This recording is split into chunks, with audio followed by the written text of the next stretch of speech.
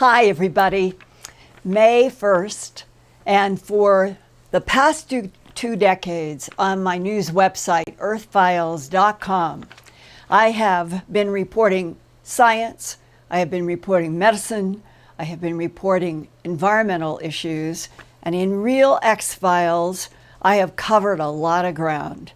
It has included and still is evolving and ongoing because Earthfiles in my reports and news and this Earthfiles YouTube channel, I would like to have be the center of my reporting universe now, and that the subjects that I have covered, and you go and look and there's almost 2,800 reports there now, they have been about worldwide crop circles, animal mutilations, human abductions, other non-human intelligences in a variety of forms, alien symbols and alien glyphs on ancient archaeologies, military whistleblowers, and advanced extraterrestrial technologies built with what our government describes as self-activating software.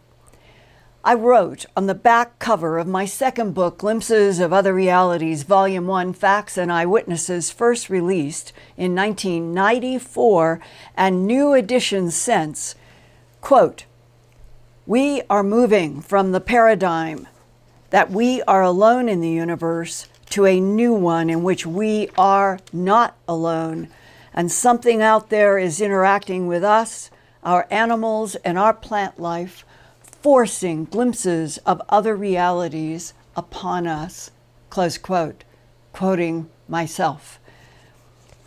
And at last, I feel there are really, truly cracks in this planet's concocted policies of lies and denials that have been enforced by political and military power brokers for decades, centuries. The cracks are building up to telling the truth that we are not alone in this universe, and the cracks keep widening as more and more mainstream media are featuring straightforward articles about other life and even other dimensions and other timelines in the cosmos. Even the head of Harvard University's astronomy department, Avi Loeb, has written several papers about his conviction that the long, strange object called Oumuamua that came near our sun and solar system was, in fact, an extraterrestrial craft. Oumuamua was first discovered by the Pan-STARRS telescope in Hawaii on October 19, 2017.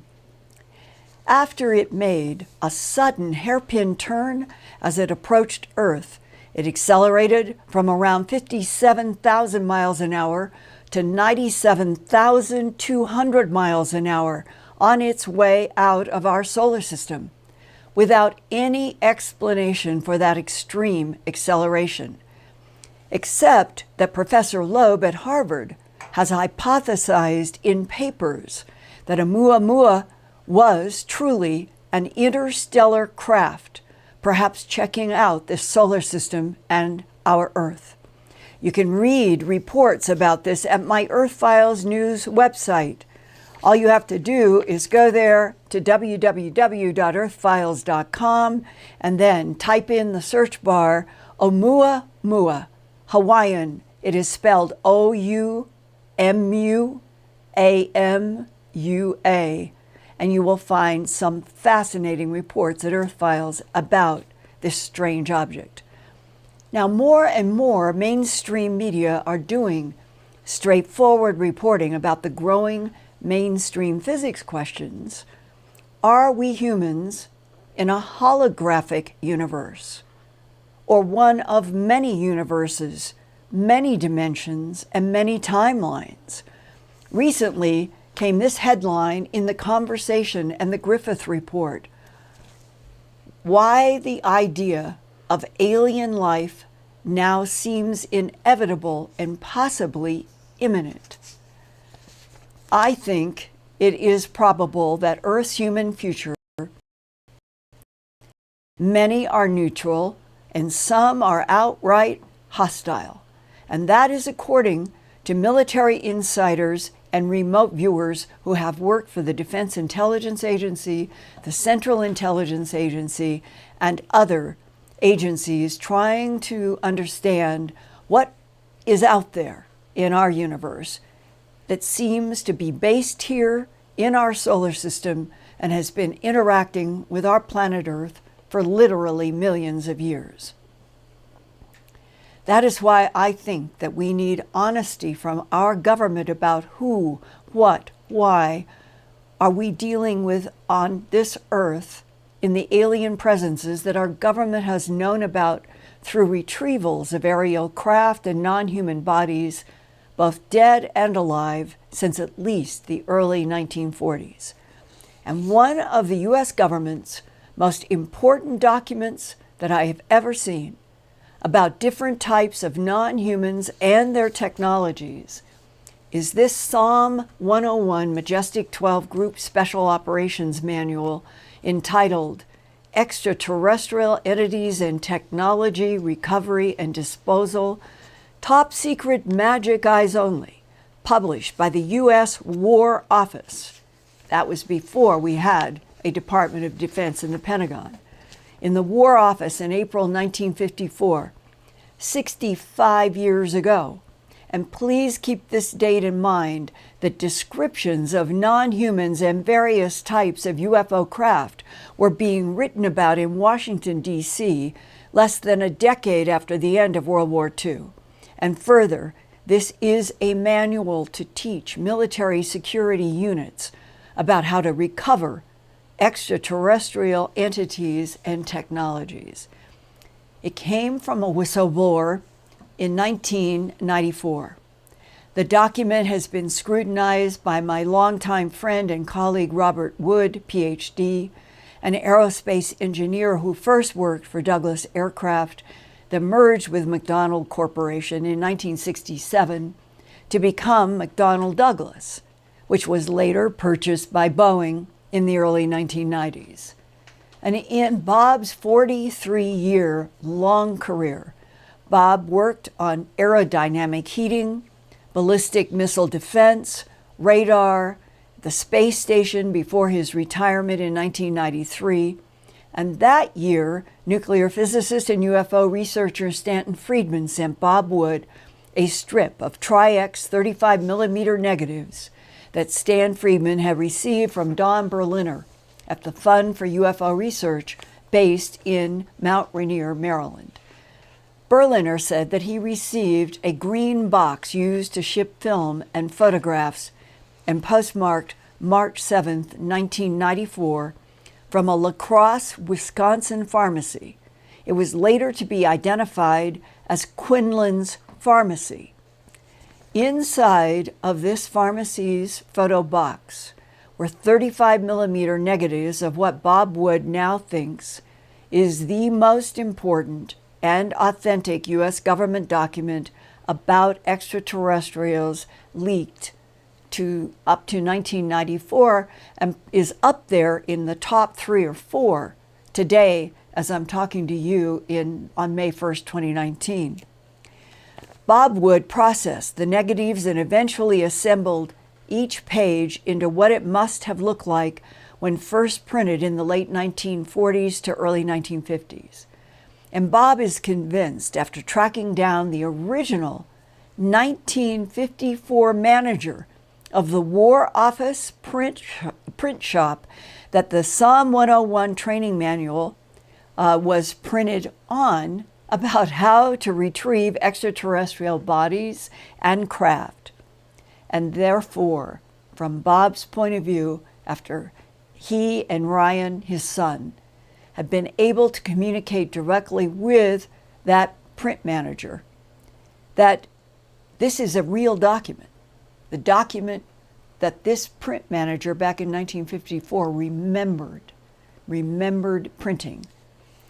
Tonight, I want to concentrate on 3 sections and then share with you a discussion that I had last night on the phone with a man whose father knew that at least 2 extraterrestrial bodies were stored cryogenically at Wright-Patterson in the late 1940s. First, let's go through the quote, description of extraterrestrial biological entities known as EBAs or EBANs, followed by illustrations of extraterrestrial craft, and then the list of where extraterrestrial biological entities, dead and alive, along with their clothing and other materials, were to be taken from the late 1940s onward. We're now looking at page 6 in this very important SOM1-01 document, that is paragraph 10, description of extraterrestrial biological entities. Examination of remains recovered from wreckage of UFOBs, and that was an acronym that was used in the late 40s and early 50s in documents, UFOBs, UFO objects, indicates that extraterrestrial biological entities may be classified into two distinct categories as follows. EBA Type 1. These entities are humanoid and might be mistaken for human beings of the Oriental race if seen from a distance.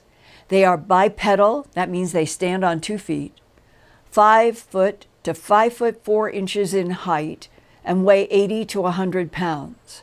Proportionally, they are similar to humans, although the cranium is somewhat larger and more rounded. The skin is a pale, chalky yellow in color, thick and slightly pebbled in appearance. Some people have said it was like a fine-skinned lizard.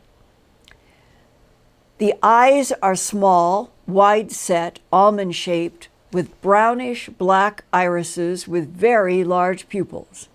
The whites of the eyes are not like that of humans, but have a pale gray cast. The ears are small and set low on the skull. The nose is thin and long, and the mouth is wider than in humans and nearly lipless. More like a line is what everybody says. There is no apparent facial hair and very little body hair, that being very fine and confined to the underarm and the groin area. The body is thin and without apparent body fat, but the muscles are well developed. The hands are small with 4 long digits, but no opposable thumb. The outside digit is jointed in a manner as to be nearly opposable, and there is no webbing between the fingers as in humans. The legs are slightly but noticeably bowed, and the feet are somewhat splayed and proportionally large. Now, EBA Type 2. These entities are humanoid but differ from Type 1 in many respects. They are bipedal, standing on 2 feet, but these are smaller, 3 feet 5 inches to 4 feet 2 inches in height, and weigh 25 to 50 pounds. Look around a room to look at a desk, something that is about 3 feet, 3.5. They would be no taller than 3.5 to 4.2 inches.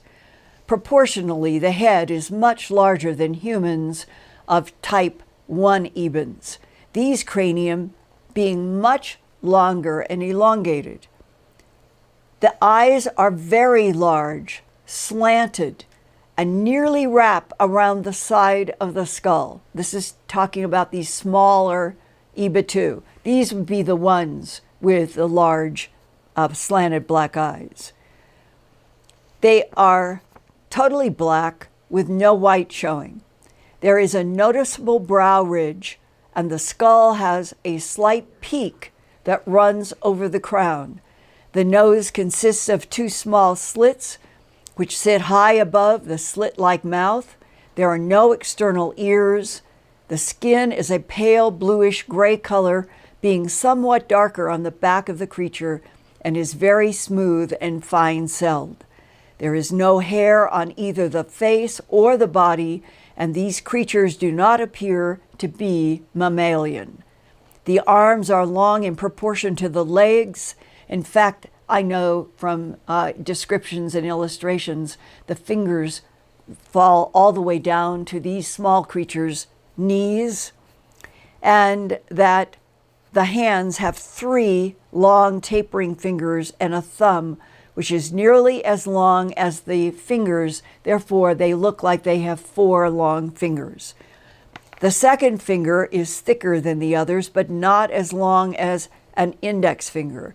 The feet are small and narrow, and 4 toes are joined together with a membrane.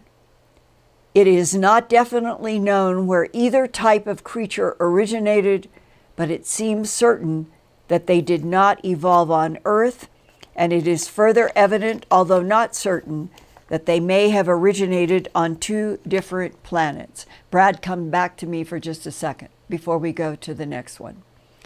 What I wanted to stress is when you have in the cattle mutilations, in the scenes, I've seen photographs, were little prints that went round like this and came back like an ice cream cone. Ranchers and sheriffs have said it looked like little ice cream cone prints in some places of animal mutilations. I think if you take the impressions in dusty soil and you apply those words of skin around what would have been toe bones coming back, that it could be that what was at those mutilation sites is exactly like EBA type 2 in the SOM1-01 document for the War Department, having to do with extraterrestrial biological entities retrieved by our military. Now, let's go to the next slide. This is very important. This is what was operational in 1954 as the types of craft that our government was gaining knowledge about, that included in the upper left 3 types of discs, sort of lens-shaped, and then to the right it is what, if you were looking down on one, it would be circular, the lens would be thinner, and then that's what the disc would look like. Below that is a long cigar-shaped craft with a series of what look like windows or portholes going along the side. They had divided those 2, or the cigar, into 2 types, have a smaller drawing that they called an airfoil, and when they added to the airfoil, they said could be triangular, meaning that you might see a side or the back of something that could be confused possibly with the cigar shape, that they knew that there were both. And down below, they show a triangular craft now from the bottom looking up, and there are those 3 lights, the center light. And for those of you who know about the Belgium craft that were photographed for at least 2 years at the beginning of the 90s, there's even a photo that would look like this drawing, but what I'm trying to avoid is mixing any of the modern stuff for you all to see. This is drawn in a 1954 printed War Office training manual. And if it's being printed in 1954, it is based on data that precedes 1954, and we don't know if there had been other editions of this training manual, but that advanced triangle is there in that 1954 document. And then to the left, some people in the abduction syndrome over the years have referred to ice cream cone shaped.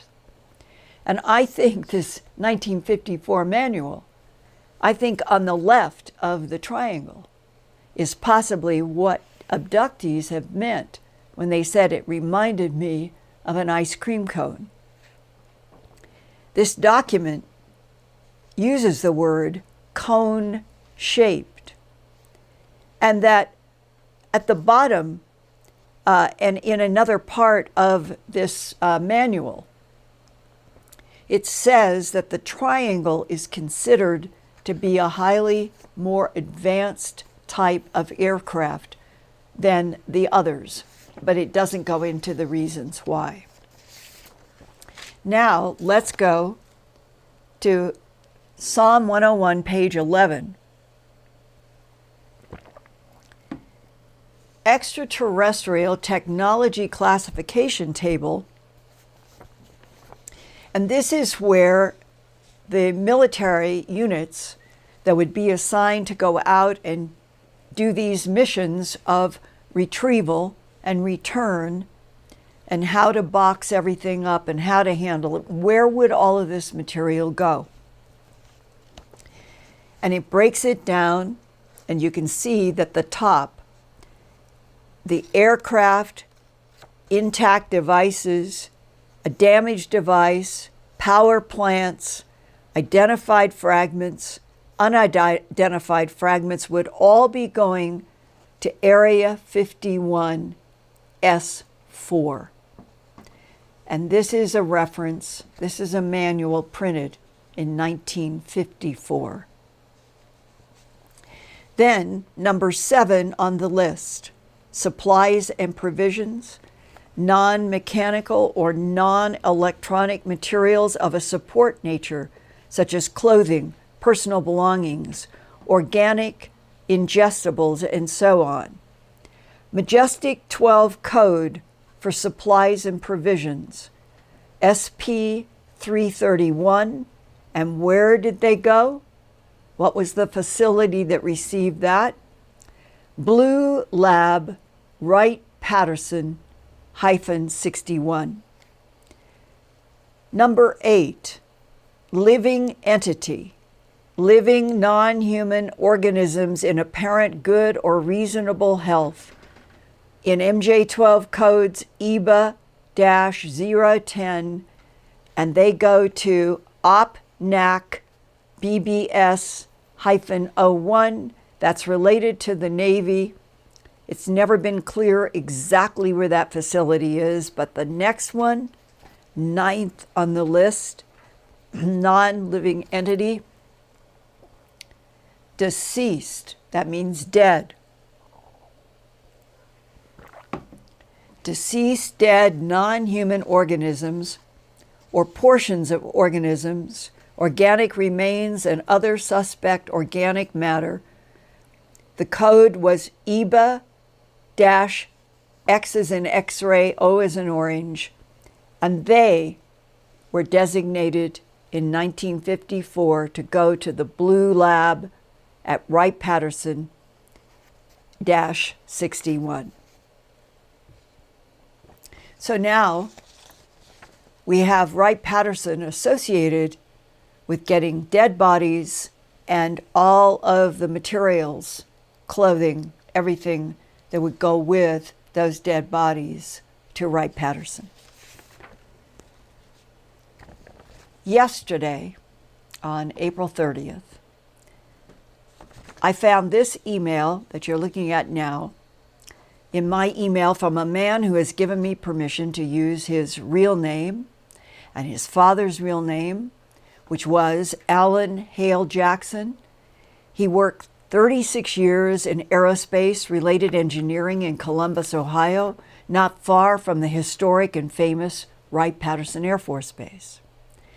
And the emailer is Jeffrey Jackson from Columbus, Ohio, where he has lived his entire 52 years. And his father, Alan Hale Jackson, was based out of Columbus, Ohio, not far from Wright-Patterson Air Force Base. And he writes, quote, "Linda, I heard you on Ground Zero," and that was Monday night, April 29th, this week, telling of the autopsies of aliens in the late 1940s. That is something that Clyde Lewis and I got to talking about.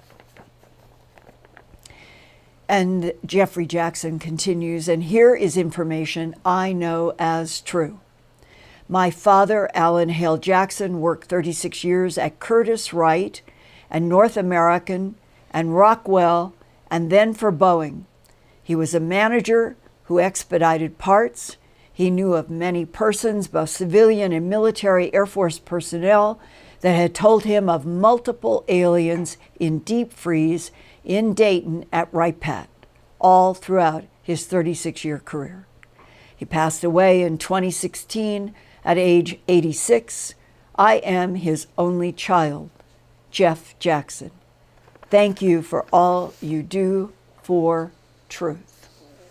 And now I'm going to play for you Jeffrey Jackson talking to me last night on the phone about his father, Alan Hale Jackson, having firsthand knowledge from a flight surgeon called in to consult at Wright-Patterson Air Force Base in 1973 to 74 about two gray-skinned extraterrestrial bodies being preserved at Wright-Patterson, consistent with the SOM1-01 manual, and that there was a characteristic or lack of characteristics that was baffling to everyone dealing with them, and they had called in a flight surgeon.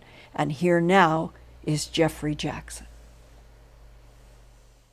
At the age of about 8 in 1976, my father had been employed at Curtiss-Wright starting in 1952. And at age 8, he started to discuss the aliens that were in deep freeze at Wright-Patterson Air Force Base. Where were you? What time was it? How did this conversation begin? Every day, my dad would work nights. And then when he would get up in the morning, he would go out into the backyard and kind of like toss the ball with me after school because he would have to go to work at 6 p.m. And we were on the back porch, and he had told me that there were some things that he had learned from a doctor in the Air Force that he had been kind of acquainted with about the beings being stored there at Wright-Patterson Air Force Base. There were two beings. They were gray in color, very heavy for their size, and they couldn't determine the sex or whether they even had a sex, unisex or no sex at all. And that's why this colonel was telling my dad about it at Rockwell. And what was your father doing at Rockwell? He started at Curtiss-Wright in 1952 and worked on the VSTOL short takeoff landing aircraft. And then when it changed to Rockwell, he managed the parts for the Hellfire missile. And then as that progressed into the B-1B bomber, that was about the time when 76 to 78, they did all their operations here in Columbus, Ohio, and they answered up to Palmdale, California, where their bosses were. Why would the doctor be talking to your father? He did the physicals at the plant at Rockwell and had become acquainted with my father through my mother. My mother was a piano and accordion teacher, and he took piano and accordion prior to going to Vietnam and serving as a captain in the U.S. Air Force. His name was Dr. Gary Friedenberg, and he's buried here in Columbus, Ohio, in a Jewish cemetery. He was a captain in the Air Force that went to Vietnam, and then he was called in to Wright-Patterson to do some consulting on how to handle the bodies and how to care for them. He was brought in to determine what the sex was and how to best preserve them. They were in some sort of liquid ice fluid, as my dad described it, which I believe now maybe could have been a cryogenic fluid or liquid nitrogen. They were very small but heavy for their size. And did anybody determine why? I'm not sure. Do you remember your father talking about the details of them? They were gray in color. They had no eyelids. They seemed to have some sort of uniform on, but they couldn't tell their male or female characteristics. And did they talk about the possibility that these were clones or hybrids or androids? Not to my knowledge. And so troops and military units, special ops, that could go out and retrieve craft and bodies. And if, as some military people have told me, our government began to suspect that they weren't even legitimate crashes in all cases, that it was a bit like a Trojan horse plant, maybe to get specific physics, specific engineering in front of humans to try to guide us along certain developments in aerospace and other science and technologies. Are these truly friendly, helpful EBINs? Many people who have been remote viewers and working in the government say, yes, the EBINs are friendly. They are our allies. Other people raise the question, why? Why are they our allies if others are neutral and others are hostile? That is what I am trying to understand hard in my work now.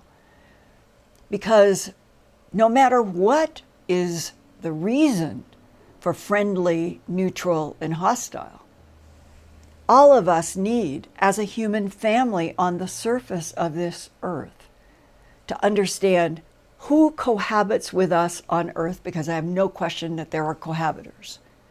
But are they the friendlies or the neutrals? I would doubt that they were the hostiles, but you never know. It's only having knowledge.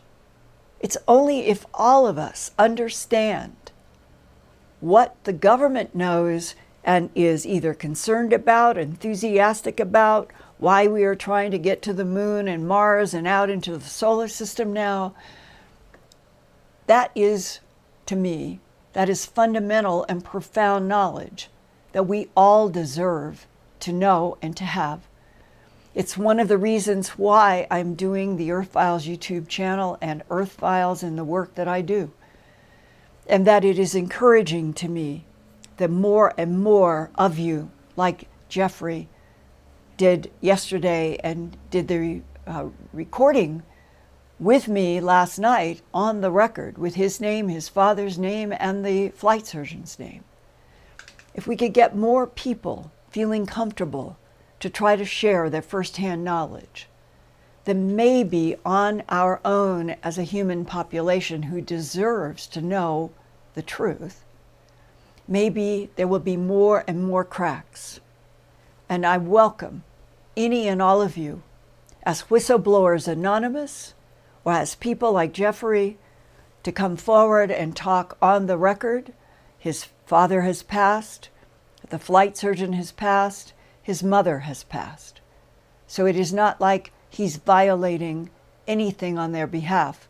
He's helping you and me and all of us to understand that we truly have had alien bodies, bodies that were baffling because there was no sexual identification as humans would define male and female.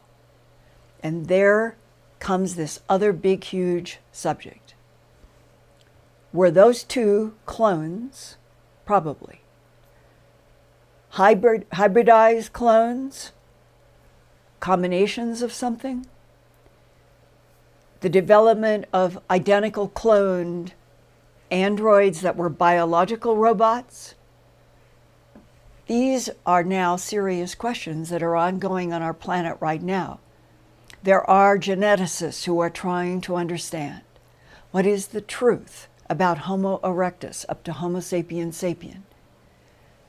How much hybridization and manipulation by outside intelligences have evolved us to where we are now.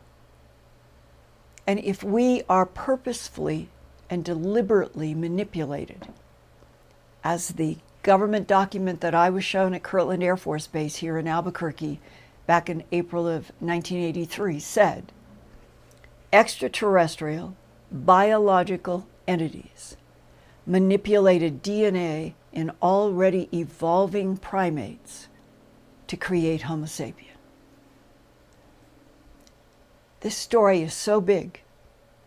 It is not just about, are we alone in the universe? It's not just about who is friendly, who is neutral, who is hostile. It's who are you, who am I, who are we on this planet that revolves around this particular yellow sun and a solar system that we seem to be in a garden in the Milky Way galaxy where there are a whole bunch of other yellow suns similar to ours. How much of the life involved with our planet and our solar system is within 40 light years from this planet? And was Earth sought out specifically because it is a big, watery planet at a 93 million miles from the sun, not too hot, not too cold, and that what it has served for at least 270 million years, as that DIA analyst told me back in 1999, this planet has been perceived as a great place to be a laboratory, to test genetics, to harvest materials, to manipulate and terraform. And maybe if we can survive ourselves in this 21st century, and we are given the truth about ourselves in relationship to other life in the universe, and that this planet Earth is so special, is so extraordinary, is a true laboratory. And maybe we'll come out on the other side of this difficult and struggling intersection that we're in right now, if we're given the respect to be told the truth, that we're not alone in this universe, that this headline comes out sometime soon, and all the reasons are lined up, then maybe it will finally be the energy, the pressure that will make humanity come together exactly as Ronald Reagan speculated about in the 1980s. If we knew that there were other intelligences and all was not peaceful, then humans would look at each other as brothers and sisters, that we could work together to protect each other, this struggling Earth, moving out into the solar system as one family, not a family of war, but a family of peace that is taking off finally with the truth and moving out into the solar system. What I've just described, I guess, is my own fantasy and dream, but that's the way I hope we evolve. And I know from the hundreds and hundreds and hundreds of emails that I'm getting from all of you, that there's so many of you who feel the same way, frustrated on being on a planet where there is so much war and not fully understanding why war continues to fester. And maybe all of this that I've been sharing with you tonight is at the root of something that is significantly profound about why we are on Earth in the first place and why there have been conflicts. And as the Defense Intelligence Agency agent told me in December of 1999, that not only had 3 competing extraterrestrial civilizations been working in this laboratory Earth for at least 270 million years, but that World War II was an extraterrestrial war fought through human bodies. May God in the divine field help every human consciousness to get past being manipulated by forces and intelligences we have neither understanding of, nor are they in our daily lives, but they may have more to do with what is happening on our planet than anything that we see in news headlines. And so, let's keep coming together at my Earthfiles YouTube channel. All of you, please keep telling everybody you know to keep subscribing to the Earthfiles YouTube channel so we can keep growing and growing as a voice, hopefully, as a worldwide voice on this planet. And that I would like to throw this now to dear Lori to see what kind of questions that you all might have tonight. Of course, but the first thing I would like to mention is a big thank you to all of the amazing super chats that we've received today. Oh, thank you. Thank you so much. And the thousands of comments about how amazing your shirt looks. Thank you so much. This really is kind of wonderful news to me, because I wondered if I should wear something that had stripes in it. This is probably my most favorite dress-up blouse, and wearing it tonight, I really do like it, and I'm so glad to hear that all of you do. And I will now wear it again without hesitation. I thought you would like to hear that. Yes. So here is our first question. Linda, why are we pushing so hard to get back to the moon? Yes. Okay, this is a personal opinion based on a lot of off-the-record discussions. And part of the off-the-record discussions is another Navy SEAL, not in my videos. Brad and I are working very hard on part 4, by the way, which we will be screening this month of May. This is another Navy SEAL who, because of my work, because I have been reaching out to other whistleblowers, let me know that what Spartan 1 has told me in my backlighted voice alter video from his point of view is quite accurate about Antarctica, and that he also knows that inside of our moon are alien artifacts, alien technologies, and that most likely our moon has been useful and used like an instrument, like an observation instrument, by non-human intelligences for millennia. It might be that the signal now, the development of the Space Force, the rush to get to the moon, the rush to get to Mars, I hope is part of what the other Navy SEAL, not on video, reinforced for me. He said, we do have allies that are helping us.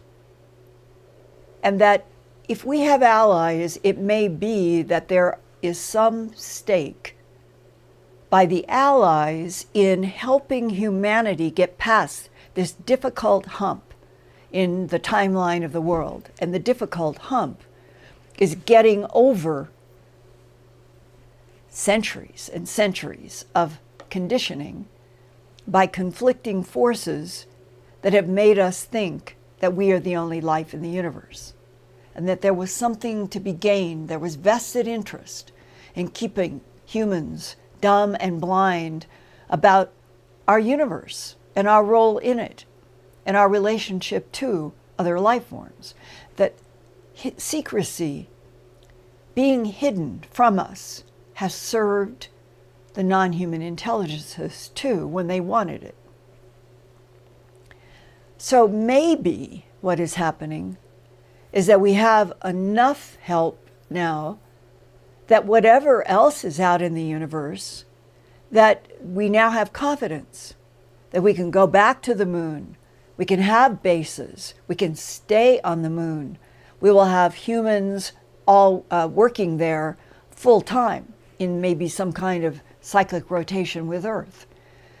Others have told me that that has been happening for a long time, that at least since the 1970s, that we have had rotational missions that have been based in some kind of a mission base on the moon, and that that is related to why we want to get to Mars. And that is related to the still unproven, but described by several people to me, that on Mars, in the northern hemisphere, in Cydonia, where there is that big carved head, it is not a trick of light and shadow, as NASA tried to convince us from the Viking photo. That is a big carved head. Is it of Anunnaki? Is it of humanoids from some place in the 40-year light-year zone around us? Is it from someplace further? Who exactly is that big, large head with the big pyramid? There's no question from other people that I've talked to, our government has known all along that structure. Do we know precisely who is behind that structure, who made it? And then what about John Brandenburg's hypothesis as a nuclear physicist, that there might have been 2 hydrogen bombs 1 million, 2 million, 3 million years ago in one of these extraterrestrial conflicts that had a compression wave on Mars and destroyed a lot of Cydonia?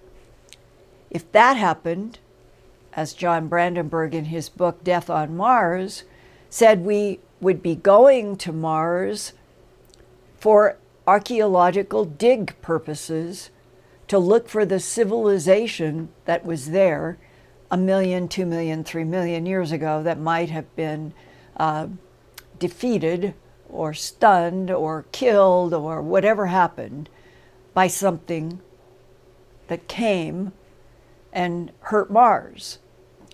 All of this is in the category of science speculation, philosophical speculation, observational speculation. And that may be why, if Elon Musk or whoever's going to do this, that there's a time pressure to get to Mars now. At this particular juncture, we're going to have a base on the moon, and from the moon, and this is another important part, I've covered a lot of this at Earthfiles. You can find reports about Project Starshot. We are actively trying to get laser technology that could be the energy for small wafer craft, like sending an iPhone inside of something protective, launch it to Alpha Centauri, 4.2 light years from Earth. And while it's launching at maybe 30% the speed of light and could get there in 17 or 18 years, we would continue launching more and more at trying to get to the speed of light. And if we were able to propulse something close to the speed of light, we would get something getting to Alpha Centauri in 4 years instead of 17 or 20 years.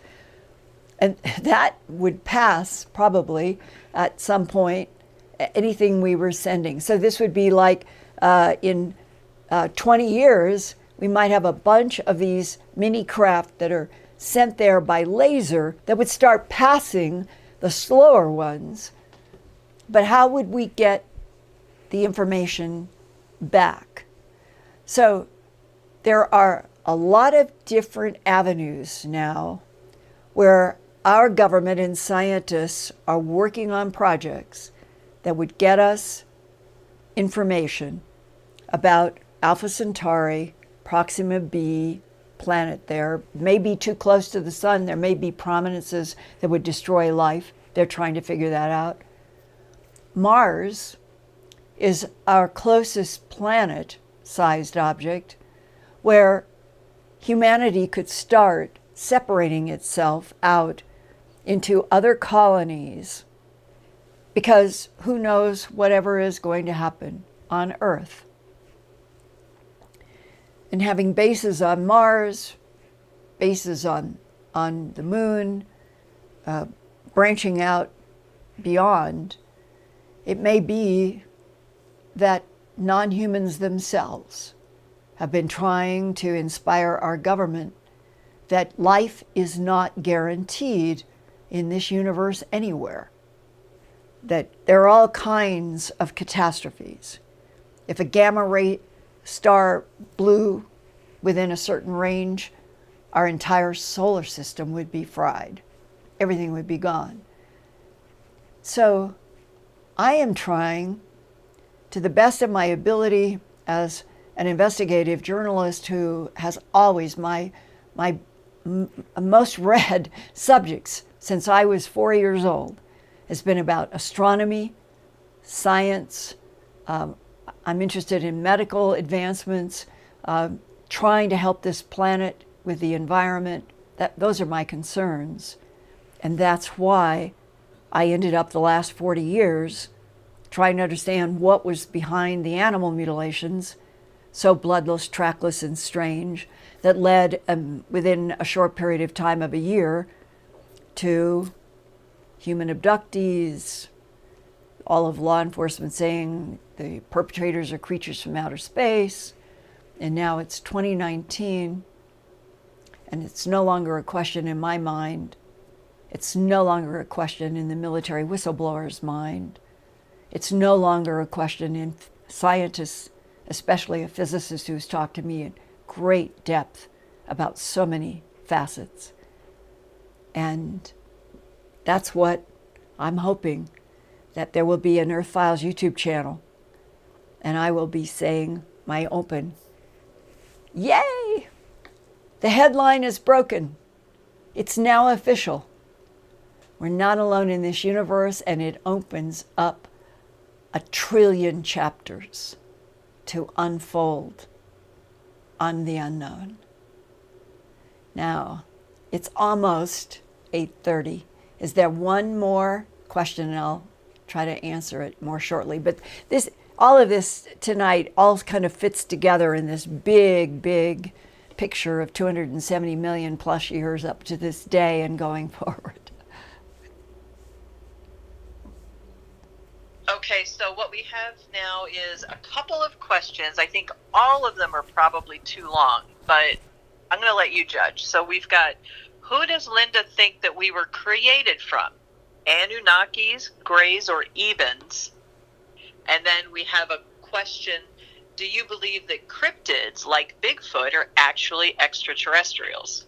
What do you want to take? I can take both of them and do them this way. The Sasquatch, as far as I know, is an extraterrestrial hybridized creature made by extraterrestrials to work specifically on this planet Earth, in this gravity, in this atmosphere, to do some kind of work that is not clear, and that its habitat has always been underground. Whether it is in North America or if it is in Laos and Vietnam or in the Himalayas, wherever they have been, and there really are Yowies in Australia. They are underground creatures. They have a direct relationship with one or more of the non-humans. And the reason that I feel firmly about that is how many come into discussions when you are talking with people in the abduction syndrome, and they have seen the Sasquatch Bigfoot on a craft. And then there is that very famous sheriff's, Great Falls, Montana, the Cascade County Sheriff's Office, the report that says right in the report, going back to 1976, I believe it was, Keith Wolverton was the deputy. I talked with him about this. A rancher calls up the sheriff's office and says that he was going out hunting, had a .30-06 rifle, comes around on the path. Standing in front of him is this, he thought, at least 8 foot, maybe taller, reddish brown, and he called it in the report a gorilla. He took his .30-06 without hesitation and shot, and this huge hairy creature disappeared in a flash of light. I've seen the document, a flash of light. Well, that's not purely organic, or it is a hybridized being made specifically for work on this planet that has a technology that we don't know about, and it can just push it and psh, goes into another dimension or whatever they do.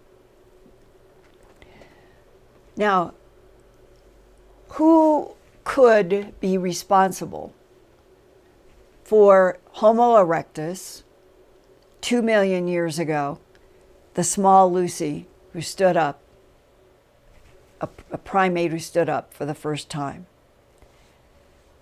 And then, that's one question. Which intelligence?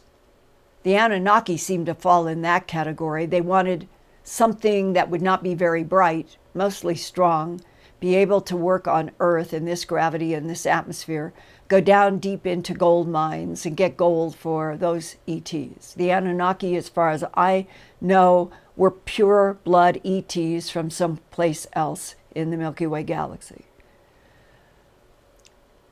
The interesting thing is that not all academics accept Anunnaki as anything but mythology. Why is that?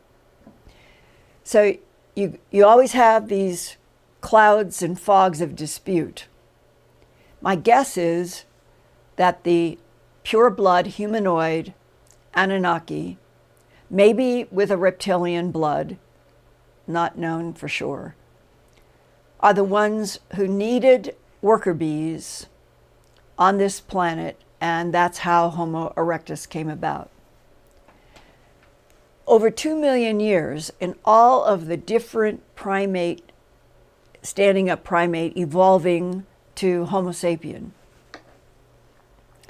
there was a man in the government who told me that when they were finally able, through Project Sigma, to communicate telepathically with the gray Ebens with intent, meaning Q and A, and they could do it successfully, that one of the puzzles to the Eben that it expressed to whoever in our government was doing the telepathic Q&A was the gray being said that they didn't understand why there were so many different types of humans on the earth when they had been involved in only one particular experiment. And that experiment was supposed to have been the creation of what we called the Mayans. They took those Mayans to another planet. It is supposed to be functioning, and that the Ebens are famous for doing this. In the briefing for Ronald Reagan, March 6 to 8, 1981, he was given a list of 5 ETs that our government was doing a briefing for him as the brand new president. The top of the list, the Ebens, the ones that are considered to be allies. The next 2 on the list, archeloids and quadloids, were hybrids made with combinations, and that the Ebens took those and put them on completely different solar systems and planets, and that a government guy talking to me about this said the implication to him was that the Ebens are extremely advanced, and the way they claim territory in the Milky Way galaxy and beyond is by constantly making hybridized, and then are they in the category of androids, hybridized independent beings, hybridized clones. That you can keep subdividing, but that they make different life humanoid forms with different levels of intelligence for different planetary systems, extending the Ebens territory throughout the Milky Way galaxy and beyond. And I can grasp the strategy that in a universe that is 13.8 billion light years in age and expanding so fast, that you can imagine if you're advanced enough to move point to point, bend space, time, go wherever you want, that you might not want doing that, and you might just continue creating all kinds of hybrids to put all over the garden of the Milky Way galaxy. and that simultaneously claims your territory. These are the kinds of things I hope.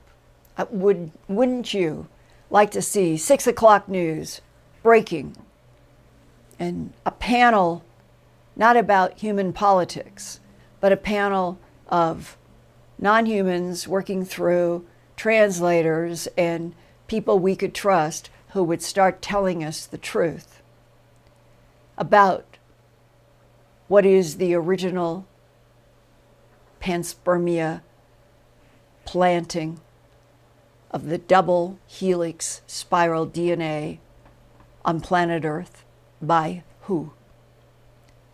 And then, who came in what succession, over what timeline, mixing and matching genes of all sorts of life forms.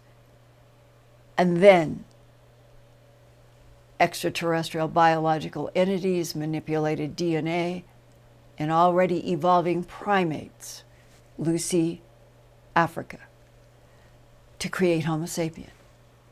That's you, that's me, that's all of us. So how many on Earth now are someone else's hybrids? And what difference does it make? Because we are on a planet where we have got to learn who we are and to work and live together, or we may not make it into the 21st century. And on that note, I'm going to say goodnight. I'm just wonderful to have all of you here, and I look forward to next Wednesday.